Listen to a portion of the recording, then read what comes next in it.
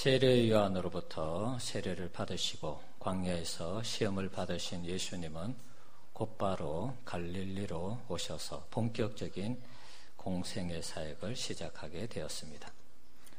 지도 한번 보여주실래요? 네. 지금 여러분 보시는 그 지도를 참조하셔서 세모로 이렇게 빨갛게 되어 있는 부분이 갈릴리 지역의 나사렛이라는 그런 지역입니다. 그리고 그 밑으로 쭉 내려오시면 사해 쪽이죠. 사해 그 상단 부분에 그 부분이 베다니라는 지역입니다. 예수님이 세례를 받으신 지역이 저기 베다니 지역입니다. 원으로 붉게 이렇게 표시되어 있는 부분입니다. 여리고 하고 좀 그렇게 멀지 않는 장소에 있습니다. 그래서 예수님이 나사렛에서 출발해서 베다니까지 세례 받으러 가신 것입니다. 거리상으로 치면 갈릴리 호수에서 사해까지 거리가 한 105km 정도 됩니다. 그래서 성인의 어떤 걸음거리로 걸어가면 100km 정도면 한 3일 정도 걸으면 웬만한 거리는 걸어갈 수 있습니다. 사람의 이 속도가 시속 4km 정도라고 하죠. 그러면은 10시간 정도 걸으면 40km를 갈 수 있습니다. 그래서 뭐 하루에 한 30km씩 간다고 치면은 사흘 정도 하면 도달할 수 있는 그런 길입니다. 그리고 여기서 이제 세례를 받으시고 다시 이제 나사렛으로 돌아가시는 것이 아니고 성경을 쭉 찾아보면 오늘 이 본문에 해당되지 않습니다만 마가복음 1장 9절이나 1장 14절을 보면 예수님이 갈릴리 해변으로 가시는, 그래서 제자들도 부르시고, 그리고 오늘 본문 속에 가버나움이라는 곳에 도착하게 됩니다. 가버나움이 갈릴리 호수 상단 부분에 네모로 붉게 쳐져 있는 부분입니다. 그래서 전체적으로 여러분이 이 지형을 좀 지도 속에 이 지명 위치들을 좀 기억하고 설교를 들으면 좋을 것 같아요. 자, 앞으로는 가능하면 지명이 나오면 제가 지도를 이렇게 만들어서 보여드리겠습니다. 그래서 이게 지명을 모르고 설교를 들으면 이게 어디가 어디인지 잘 모를 수 있습니다. 그래서 여러분들이 관심 있는 분들은 성경책에 지도가 있으니까 또 참조하시기 바랍니다. 자, 공생의 사역을 베다니에 돌아오셔서 나사렛으로 가지 않고 가버나움으로 가셔서 첫 사역을 시작했는데요. 첫 사역이 오늘 본문 속에 소개되는 사역입니다. 예수님이 가버나움에 오기 전에 제자들을 불렀죠. 16절에서 20절에 그 내용이 있습니다. 제자들을 부를 때에 얼마나 그 부르심이 강력했던지 제자들이 아무 소리 안 하고 따라오는 그런 모습을 볼 수가 있습니다. 요한복음이나 누가복음에는 어떤 사건을 통해서 제자들이 따라가는 어떤 그런 측면을 소개하고 있는데, 마가나 마태복음은 예수님이 부르셨을 때에 제자들이 바로 그물도 버려두고 배도 버려두고 또 아버지도 버려두고 예수님을 따라가는 그런 모습을 볼 수가 있습니다. 예수님의 그 부르심이 강력했다는 것입니다. 너는 나를 따라오라. 그랬을 때 그 부르심에 거부할 수 없는 무엇인가 있었다는 것입니다. 그 강력한 권세를 가지고 오늘 본문에 보면 예수님은 가르치는 사역과 귀신을 쫓는 그런 사역을 하고 있습니다. 예수님의 가르치시는 사역은 오늘 본문 21절, 22절에 소개되고 있습니다. 무사람들이 그의 가르침에 놀라는 그런 장면이죠. 누구하고 비교하고 있습니까? 서기관들하고 비교를 하고 있습니다. 서기관들은 율법을 낭독하고 율법을 가르치는 자들입니다. 마치 앵무새처럼 자기들이 배운 것을 그대로 전수하는 지식 전달의 어떤 그런 측면이 강했기 때문에 거기에는 어떤 감동이나 변화가 일어나지 않았습니다. 그런데 예수님은 말씀을 전할 때에 그들의 실생활 속에서 적용하고 실생활 속에서 깨달을 수 있는 비유를 많이 드셨죠. 그러니까 예수님의 복음을 듣는 사람들은 그 마음에 놀라운 감동과 감격을 받았습니다. 때로는 충격을 받고 회개하고 그러죠. 자, 이러한 반응을 보이는 이 복음서는 여러 군데 소개되고 있습니다. 산상수훈이 끝나고 나서도 마태복음 7장 29절에 보면 역시 서기관들과 같지 않다. 이렇게 그때 당시에 있었던 상황들을 소개하는 그런 내용을 볼 수가 있습니다. 예수님의 이런 가르치는 사역은 오늘 본문에서 더러운 귀신을 쫓아내면서 절정에 도달하게 됩니다. 회당에서 말씀을 권위 있게 가르치시는데 갑자기 더러운 귀신 들린 사람이 소리를 쳤습니다. 마가복음 1장 24절 말씀입니다. 같이 한번 읽어봅시다. 나사렛 예수여, 우리가 당신과 무슨 상관이 있나이까?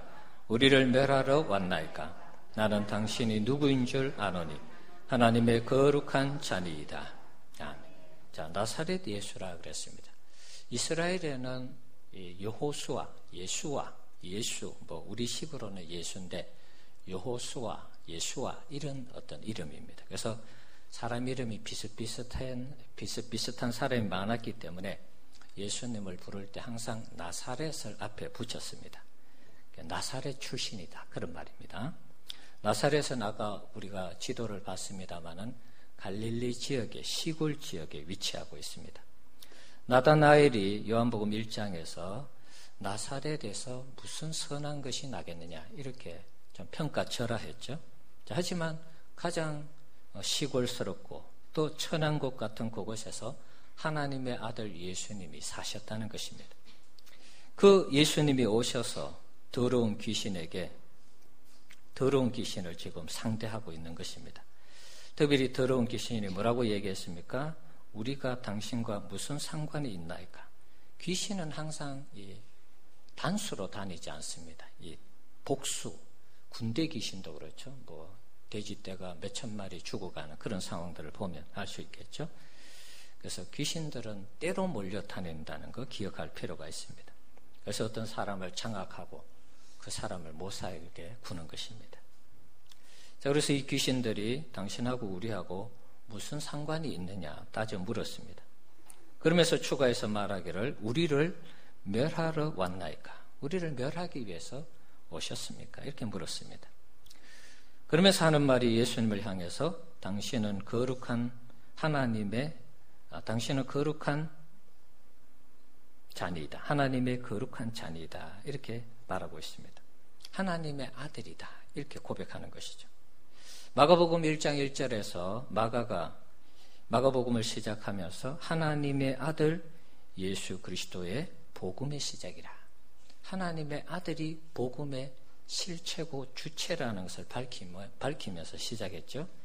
귀신도 말이죠. 귀신같이 예수님이 누군지를 정확하게 알아맞혔습니다. 말하지 않았는데도 하나님의 거룩한 자, 하나님의 아들이라 이렇게 예수님을 맞추었습니다. 예수님은 자신을 알아보고 하나님의 아들로 인정하는 귀신에게 고맙다거나, 이게 상식적으로 생각하면 귀신이 나를 알아보는구나. 예수님이 고마워야 되는데 고맙다거나 감사의 표시를 하지 않습니다. 도리어 25절에 보면 그를 꾸짖어서 잠잠하고 그 사람에게서 나오라 이렇게 호통을 쳤습니다. 자, 그러니까 귀신이 나오는, 그리고 경련을 일으키고 큰 소리를 지르며 떠나가는 그런 장면을 볼 수가 있습니다. 이것을 보고 사람들이 놀랍니다. 권위 있는 새 교훈이다. 귀신에게 명령했는데 귀신이 떠나가더라.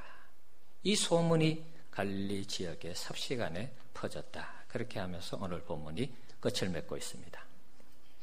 우리 사랑하는 성도 여러분, 오늘 말씀을 통해서 마가가 우리에게 전달하고자 하는 메시지는 무엇일까요? 예수님의 첫 번째 메시지가 무엇이었습니까? 갈릴리로 돌아와서 15절에 보면 하나님의 나라가 가까웠으니 회개하고 복음을 믿으라. 하나님의 나라를 선포했습니다. 자, 오늘 본문에서 예수님이 처음으로 하신 사역이 무엇입니까? 더러운 귀신을 쫓아내는 사역을 했습니다. 이것은 뭔가 연관이 있는 것입니다. 상관이 있다는 것입니다. 아담과 하와의 타락 이후에 죄가 우리 가운데 들어왔죠. 그래서 우리 인류는 죄의 노예가 되었습니다. 인간이 어떻게 타락했습니까? 뱀이라는 이 상징적인 존재, 사탄이죠. 이 사탄의 유혹에 넘어가서 우리 인간이 타락하게 된 것입니다. 그 결과 인간은 사탄의 하수인이 된 것입니다. 사탄이 장악하니까 사탄의 하수가 된 것이죠. 하나님은 사탄의 하수인이 되어 죄악 가운데 살아가는 우리 인간들을 구원하기 위해서 사랑하는 아들 예수를 이 땅에 보내주신 것입니다. 그리고 때가 되어서 오늘 15절에 본문 읽지 않았습니다만 1장 15절에 때가 차매 그렇게 되어 있죠. 예수님이 30살 되던 그 때가 차고 로마의 여러 이 제국을 형성하면서 모든 길이 로마로 통하는, 그래서 길이 잘 발달된 그런 상황 속에서 예수님을 세례 요한에게 세례받게 해서 하나님의 아들로 인정한 다음에 그 다음에 사역을 시작하도록 하신 것입니다. 그 사역은 사탄에 사로잡혀 죄 가운데 살아가는 사람들을 구원하는 것이었습니다. 죄로부터 자유, 귀신과 사탄으로부터의 자유를 선포하기 위해서 예수님이 사역을 시작한 것입니다. 자, 그런 측면에서 오늘 본문은 더러운 귀신 들린 사람을 예수님이 어떻게 구원하는가, 사탄에 사로잡힌 사람을 예수님께서 어떻게 그들을 해방시키는가 보여주는 상징적인 사건, 모델 케이스가 되는 사건이라 그렇게 볼 수 있는 것입니다. 요즘 현대인들을 보면 마치 더러운 귀신에 들린 사람들과 같다는 그런 생각을 합니다. 음행에 사로잡혀서 살아갑니다. 돈이 제일 좋은 것으로 만몬주의죠. 예. 돈에 목숨을 걸고 살아갑니다. 권력을 취하기 위해서 살아갑니다. 요즘 우리 정치권을 보면 권력에 목말라 있죠. 예. 권력을 차지하기 위해서 죽기 살기로 싸웁니다. 예. 양보가 없어요. 타협이 없습니다. 예, 명예도 마찬가지죠. 그 중에 하나 예를 들어볼까요? 만몬, 돈에 대해서 한번 예를 들어보겠습니다. 우리는 돈 벌기를 정말 최선을 다한다 그럴까요? 최선을 다하는 것 이상으로 지나치게 우리는 물질을 추구합니다. 그래서 어떻게 보면 우리는 물질의 노예처럼 살아갈 때가 있습니다. 물질이 우리를 구원해 주지 못하는데 물질의 노예가 되어서 우리가 그것을 위해서 살아가는 우리 자신을 바라봅니다. 물질을 많이 모았습니다. 소위 말해서 돈을 많이 벌었습니다. 그런데 어느 순간인가 건강하지 못합니다. 병원에 가서 내 건강을 살리기 위해서 병원 갔는데 병원에서도 이 잃어버린 건강을 회복시켜 주지 못하는 것입니다. 물질을 많이 벌면은 가정이 행복할 줄 압니다. 근데 나중에 가정이 깨어지는 것입니다. 물질 때문에 깨어지는 것입니다. 물질이 건강을 회복시켜 주지 못하고 물질이 가정의 행복을 가져다 주지 못하는 것을 발견하게 되는 것입니다. 이걸 빨리빨리 이제 발견하면 가정에서 그래도 그나마 행복하게 우리가 살아갈 수 있는데 이게 자꾸 늦게 깨달아져요. 언제 깨달아지느냐? 죽기 직전에 깨달아지는 것입니다. 그래서 사람이 자꾸 때늦은 후회를 하는 것입니다. 그때 내가 더 잘할 걸, 내가 그만한 재산이 있고 물질이 있을 때 함께 잘 쓸 걸, 그런 생각을 하는 것입니다. 아무리 물질을 추구하고 아무리 많이 쌓아놔도 죽을 때는 하나도 가지고 가지 못합니다. 참 이상하지 않습니까, 여러분? 우리는 죽기 살기로 물질을 벌기 위해서 오늘도 살고 내일도 사는데 막상 우리가 죽을 때는 이 물질을 한 푼도 가지고 가지 못한다는 것입니다. 전도서 5장 13절에서 15절의 내용 한번 보겠습니다. 수요일 날 요즘 전도서를 했는데요. 한번 읽어봅시다. 내가 해 아래서 큰 폐단되는 일이 있는 것을 보았나니 곧 소유주가 재물을 자기에게 해가 되도록 소유하는 것이라. 그 재물이 재난을 당할 때 없어지나니 비록 아들은 낳았으나 그 손에 아무것도 없느니라.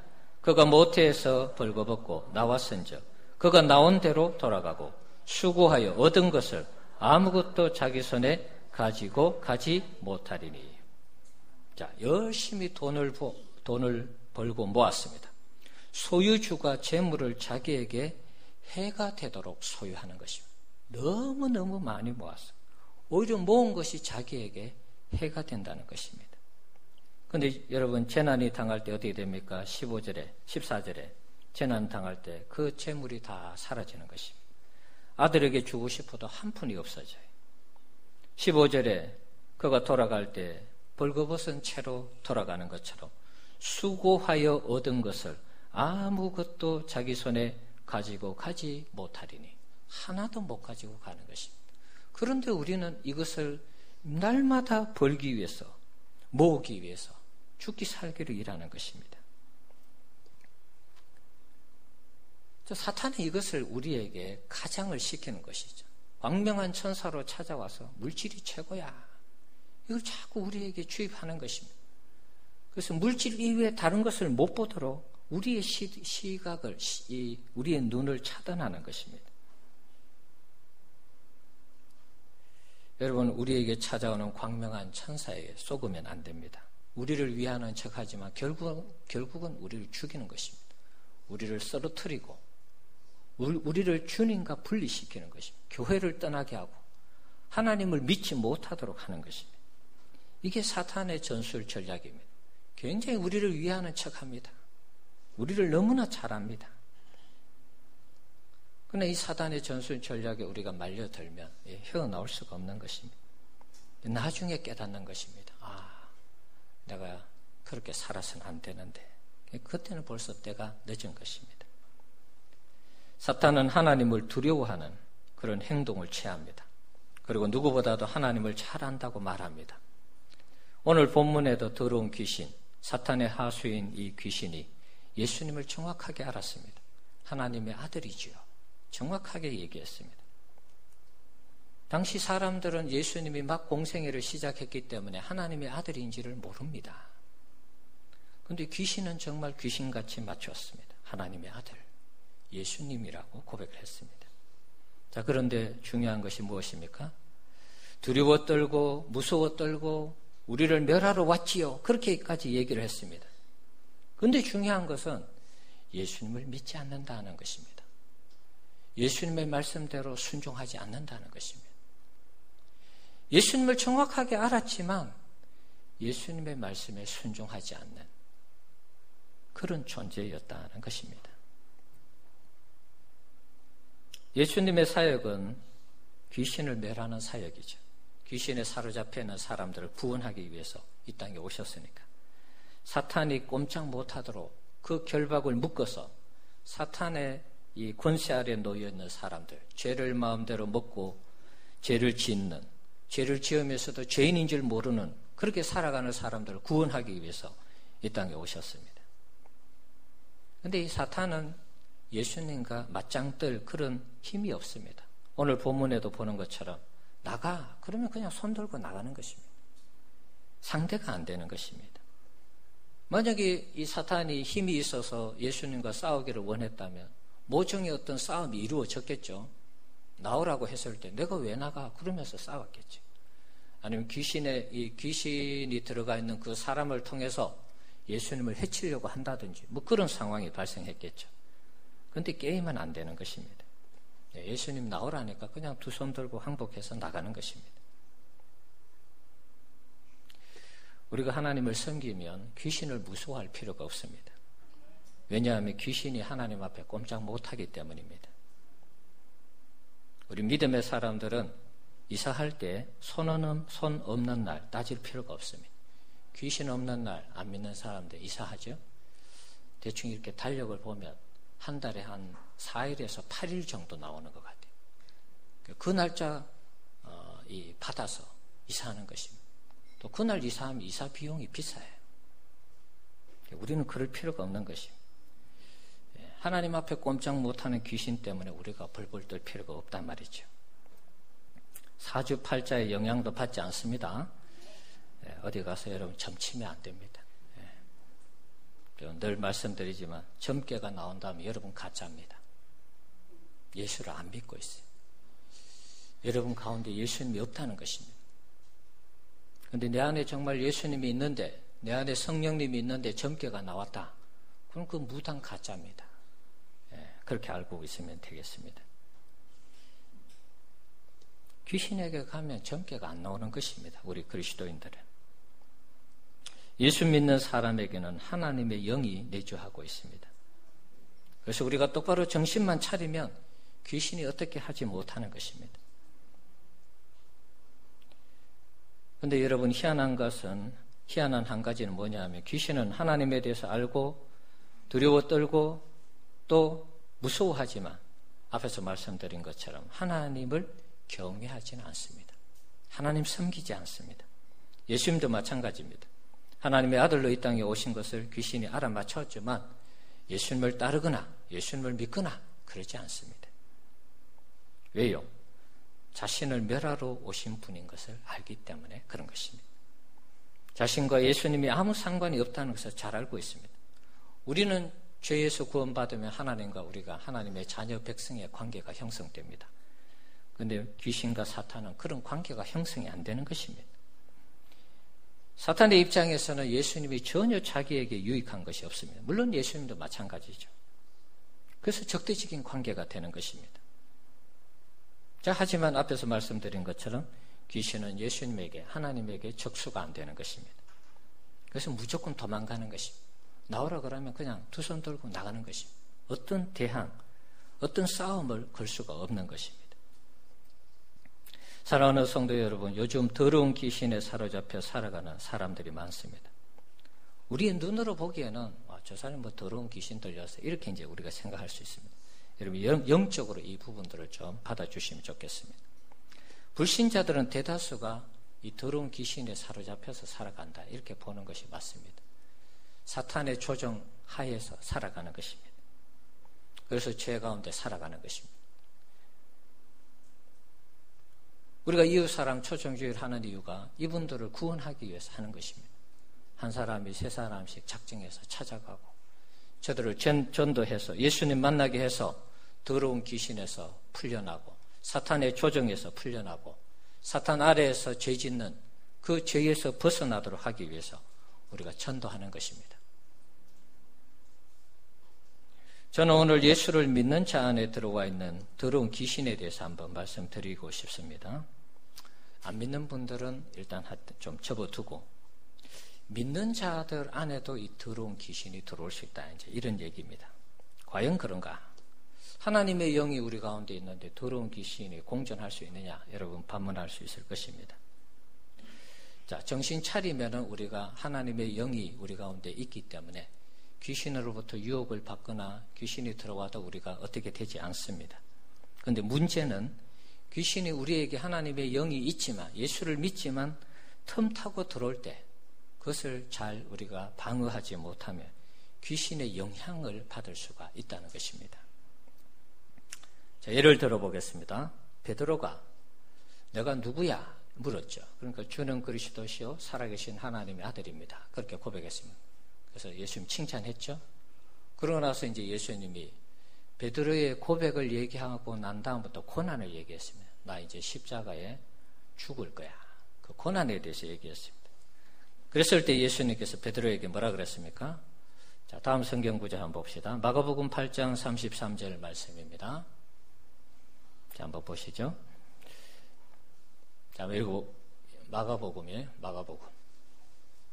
네, 한번 읽어봅시다. 예수께서 돌이키사 제자들을 보시며 베드로를 꾸짖어 이르시되 사탄아 내 뒤로 물러가라.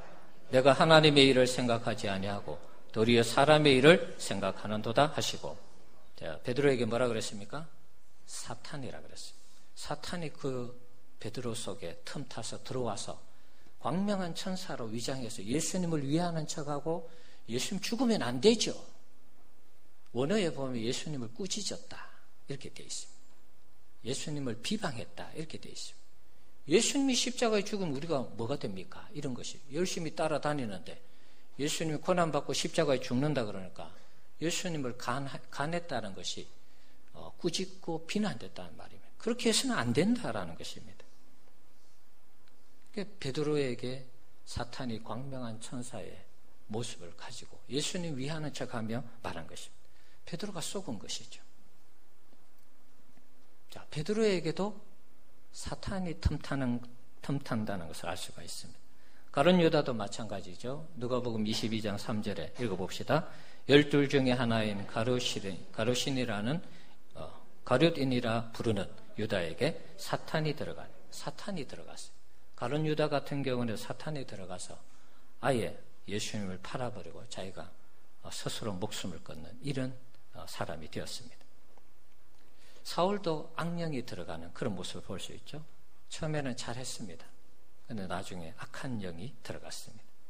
자, 이런 것을 보면 믿음의 사람들에게 사탄이 틈을 타서, 더러운 귀신이 틈을 타서 들어가서 그 사람을 타락시키고 그 사람을 하나님과 대적이 되도록 만들 수 있다는 것입니다.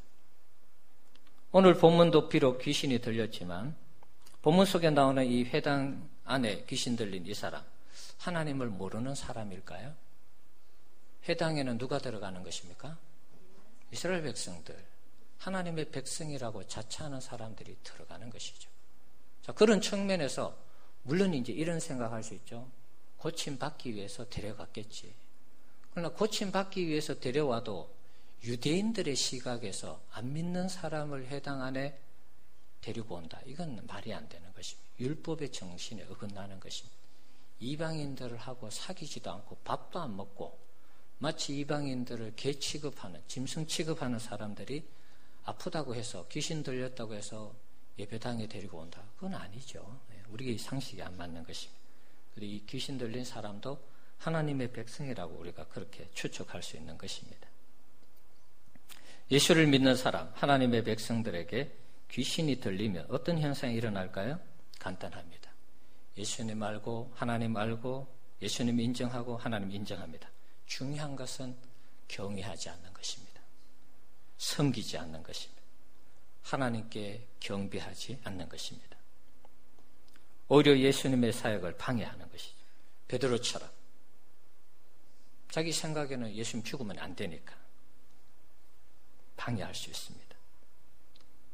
해당에 들어온 이 귀신 들린 사람이 예배 때마다 또 방해를 할 수 있겠죠. 물론 이 시간만 소리친 건 아니겠죠. 귀신이 들렸으니까. 예배 시간에 방해가 될 수 있습니다. 나타나는 더러운 귀신에 이 들린 사람들, 나타나는 현상들은 예수님을 믿는다고 하지만, 안다고 하지만 하나님 앞에 온전히 예배하지 않고 경배하지 않고 오히려 방해하고 걸림돌이 되는 이런 모습을 볼 수가 있습니다. 믿는다고 하지만 전심으로 안 믿는 것입니다. 흉내만 내는 것입니다. 그리고 중요한 것은 예수님의 말씀을 순종하지 않는 것입니다. 요즘 안티 그리스도인들이 많습니다. 대놓고 교회를 욕합니다. 교회를 공격하고 기독교를 폄하합니다. 자신들은 예수를 믿는다고 합니다. 그러나 여러분, 교회를 박해하고 핍박하고 교회에 욕을 하고 교회를 공격하고 기독교를 파괴하는 그런 사람들이 정말 예수를 믿을까요? 예수 믿지 않는 것입니다. 다르게 표현하면 더러운 귀신이 들려서 오히려 예수님을 대적하는 것입니다. 이들의 신앙의 모습은 있을지 모릅니다. 하나님을 위하는 척합니다. 교회가 이렇게 하면 안 되니까, 우리 기독교가 이렇게 하면 안 되니까, 그러고 공격을 합니다. 그러나 여러분, 진정 예수의 사람이고 하나님의 사람이라면 교회를 그렇게 대하지는 않습니다. 원수까지도 사랑하라 그랬는데 교회가 잘못된 부분이 있으면 그걸 품고 기도하는 것이죠. 안고 가는 것입니다. 용서하고 기도하고 오히려 자신의 그 안타까운 마음을 가지고 하나님 앞에 오히려 기도하는 것이지, 그것을 화를 분으로 바꾸어 가지고 말이죠, 인터넷에 도배를 해가면서 목사가 잘못되고 교회가 잘못되고 이렇게는 말할 수 없다는 것입니다. 자신은 하나님의 백성이라고 우길지 몰라도 결국에는 그 사람에게는 참 믿음이 없는 것입니다. 야고보 기자가 이런 말을 했죠. 야고보서 2장 19절에 있는 말씀입니다. 한번 읽어보겠습니다. 야고보서 2장 위에 거 떴습니까? 읽어봅시다. 내가 하나님은 한 분이신 줄을 믿느냐? 잘하는도다. 귀신들도 믿고 떠나리라. 자, 귀신들의 신앙에 대해서 다시 소개합니다. 하나님 잘 알고 있어요. 하나님이 계신 걸 믿고 있어요. 떨고까지 있습니다. 떠는 것까지 합니다. 그런데 귀신이 어떻게 합니까? 하나님 섬기지 않습니다. 하나님 경배하지 않습니다. 또 믿는다고 하지만 행함으로 따르지 않는 것입니다. 그래서 야고보 기자는 귀신의 믿음은 죽은 믿음이다, 이렇게 정의를 하고 있습니다. 역사하지 않는 믿음, 오늘 제목처럼 그 믿음이 헛된 믿음이라 이렇게 말하는 것입니다. 우리 사랑하는 성도 여러분, 여러분은 귀신의 믿음을 갖고 있지 않습니까? 여러분의 마음과 생각을 더러운 귀신에 점령당해서 하나님을 알고 예수님을 믿지만 온전히 예수님을 믿고 따르지 못하는, 하나님을 온전히 경외하지 못하는 그런 모습은 없습니까? 오늘 우리 시대에 우리가 하나님의 백성으로 하나님 앞에 아름답게 쓰임받고 멋있게 쓰임 받으려면 우리는 우리 속에 있는 이 더러운 귀신, 하나님을 하나님 되게 섬기지 못하는, 하나님을 따르지 못하게 하는 이런 우리의 이 신앙 속에, 믿음 속에 틈을 비집고 들어온 이 악한 영들을 우리가 다 몰아내야 될 줄 믿습니다. 네. 더러운 것이 우리 속에 머물 때 하나님은 우리 가운데 역사하지 않는 것입니다. 우리가 죄로 가득 차 있는데 사단의 유혹을 받아서 하나님이 싫어하는 교회를 파괴하고 또 험담하고 아니면 하나님이 기뻐하지 않는 일을 하는데 하나님이 우리를 쓰실까요? 안 쓰는 것이죠. 오히려 사탄이 쓰는 것입니다. 우리 속에 들어오는 이 더러운 영은 우리의 신앙을 왜곡시키는 것입니다. 그래서 100% 하나님 앞에 헌신하지 못하게 합니다. 흉내만 내게 하고 신앙생활하지 못하게 하는 것입니다. 우리가 하나님 앞에 아름답게 쓰임받기 위해서는 하나님 앞에 우리의 거룩함을 유지해야 되는 것입니다. 레위기 11장 44절 45절 말씀 한번 읽어보겠습니다. 나는 여호와 너희의 하나님이라. 내가 거룩하니 너희도 몸을 구별하여 거룩하게 하고 땅에 기는 길 짐승으로 말미암아 스스로 더럽히지 말라. 나는 너희의 하나님이 되려고 너희를 애굽 땅에서 인도하여 낸 여호와라. 내가 거룩하니 너희도 거룩할지어다. 자, 우리에게 하나님께서 요구하는 것은 이 세상의 추하고 더러움에 오염되지 말고 하나님같이 거룩한 삶을 살아갈 것을 우리에게 요구하고 있는 것입니다. 성경을 보면, 특별히 구약 성경을 보면 하나님이 임재하실 때 옷을 다 빨도록 하고 몸을 정결하도록 하는 그런 장면을 볼 수가 있습니다. 출애굽기 19장 10절과 11절의 내용을 보시면 하나님이 임재하시기 전에 그들에게 요구하는 것이 있습니다. 한번 출애굽기 19장 한번 보여주세요. 자, 한번 읽어봅시다. 여호와께서 모세에게 이르시되 너는 백성에게로 가서 오늘과 내일 그들을 성결하게 하며 그들에게 옷을 빨게 하고 준비하게 하여 셋째 날을 기다리라 하라. 이는 셋째 날에 나 여호와가 온 백성의 목전에서 시내 산에 강림할 것임이니. 하나님이 임재하시기 전에 백성들에게 요구한 것이 있습니다. 성결하라는 것입니다. 옷을 빨고 몸을 씻고 거룩함을 유지해야지만이 하나님이 임재하셔서 하나님이 일하신다는 것입니다. 이 말씀은 하나님께서 이스라엘 백성들에게 십계명을 주시기 전에 임하셔서 하신 말씀입니다. 어떤 경우에는 여인까지 가까이 하지 마라 그랬습니다. 부부 사이의 어떤 그런 관계도 하나님이 임재하실 때는 중단하라고 요구했습니다.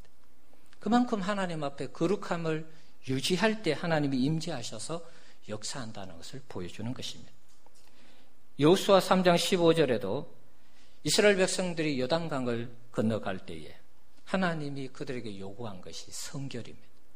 너희들 성결하게 해라. 그래야지 내가 이곳에 와서 요단강을 마른 땅같이 건너도록 하겠다. 그래서 마른 땅같이 건넜죠. 그래서 하나님이 우리에게 요구하는 것은 거룩함을 유지하는 것입니다. 더러운 귀신에 우리가 사로잡혀서 거기에 유혹을 받고 미혹을 받아서 죄 가운데 살아가는 것을 원치 않습니다. 그러면 하나님은 우리를 사용할 수가 없는 것입니다. 사랑하는 성도 여러분, 우리가 이 시대에 예수님의 제자로 다시 복음 앞에 서서 예수님을 전거하고 세상 속에 권위 있는 자로 살기 위해서는 우리 속에 있는 이 더러운 것들, 영적인 것이든 육적인 것이든 다 깨끗하게 몰아내고 주님 앞에 우리가 거룩함을 유지해서 살아가야 되는 줄 믿습니다. 그때 하나님이 우리 가운데 오셔서 우리를 사용하는 것입니다. 하나님의 나라를 구하게 하고 더러운 귀신 들린 사람들을 명해서 쫓아내서 예수를 믿게 하는 이 일에 우리를 쓰시는 것입니다. 예수님이 왜 사역을 시작하기 전에 제자들을 먼저 불렀을까요?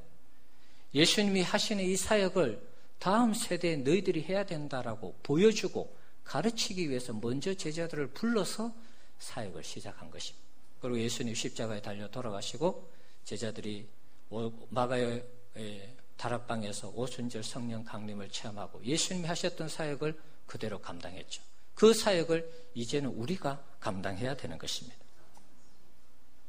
이 시대 더러운 귀신에 사로잡혀 살아가는 사탄의 조정 아래서 죄를 먹고 마시며 살아가는 그 사람들을 우리가 구원해야 되겠습니다. 그러면 우리가 먼저 거룩함을 가지고 있어야 되는 것입니다. 그 거룩함을 가지고 하나님 앞에 기도하고 그 거룩함을 가지고 하나님 앞에 전도할 때 거기에 하나님의 살아계신 역사가 나타나는 것입니다. 자, 한번 따라합시다. 주님, 내 속에 있는 모든 더러운 것들이 떠나가게 해주소서. 여러분의 고백이 되기를 축원합니다. 우리 속에 하나님의 이 영이 있습니다. 그런데 틈을 타고 사탄이 자꾸 거기에 들어와서 우리를 장악하고 지배하려고 하고 있습니다. 이 영적인 사실들을 여러분 기억을 해야 되는 것입니다. 내 속에 있는 더러운 것들이 잠잠하고 내게서 나올지어다. 우리가 기도할 때 예수님이 선포한 이 말씀처럼 우리에게도 이렇게 해야 되는 것입니다. 특별히 내가 무엇인가 이게 악한 영에 사로잡혀서 내가 요즘 살아가는 것 같아 그런 느낌이 있는 분들은 더더욱 이렇게 선포해야 되는 것입니다. 내 속에 있는 악한 것들을 주님 물리쳐 주십시오. 죄의 유혹이 늘 찾아오죠. 여러분 세상을 살아가면 물질의 유혹, 사람의 유혹, 여러 가지 유혹들이 찾아옵니다. 그걸 우리 힘으로 어떻게 이깁니까? 우리가 주님께 기도하면서 주님 이런 마음이 이런 생각이 자꾸 들어오고 찾아옵니다. 물리쳐 주십시오. 이길 수 있도록 힘을 달라고 믿음을 달라고 우리는 기도할 수밖에 없는 것입니다. 여러분이 정말 기도하고 사모하고 찾고 하나님께 그렇게 되기를 여러분들이 원한다면 주님이 여러분 속에 있는 모든 더러운 것들을 다 물리쳐 주실 줄 믿습니다. 그 속에 있는 모든 것들을 다 나가게 하셔서 여러분이 거룩한 가운데 하나님이 여러분을 마음껏 들어 쓰시는 그런 은혜가 있을 줄 믿습니다. 다음 주일 성례주일입니다. 여러분 우리가 이 거룩함을 좀 회복해야 될 것 같아요. 이번 한 주간에는 여러분 내가 하나님 앞에 어떻게 거룩함을 유지할 것인가 이 부분을 여러분 기도하면서 좀 보내셨으면 좋겠어요. 제가 그동안 성례주일 앞두고 금식하자 우리가 정결하자 이런 얘기 별로 안 했던 것 같아요. 자, 오늘 설교와 좀 연결을 시켜서 다음 주에 우리가 성찬을 하니까 우리를 한번 거룩하게 해보자는 것입니다. 오실 때에 주일날 오실 때 목욕하고 옷을 깨끗하게 입는 것도 좋은데 우리 마음이 죄의 유혹에 빠지지 않도록 죄의 유혹이 찾아올 때마다 그것을 물리치고 기도로 승리하는 그런 이 승리의 모습을 가지고 다음 주에 와서 이 성찬에 임한다면 하나님께서 우리에게 더 놀라운 은혜를 주실 줄 믿습니다. 자, 이 말씀 가지고 승리하시기를 바랍니다. 같이 한번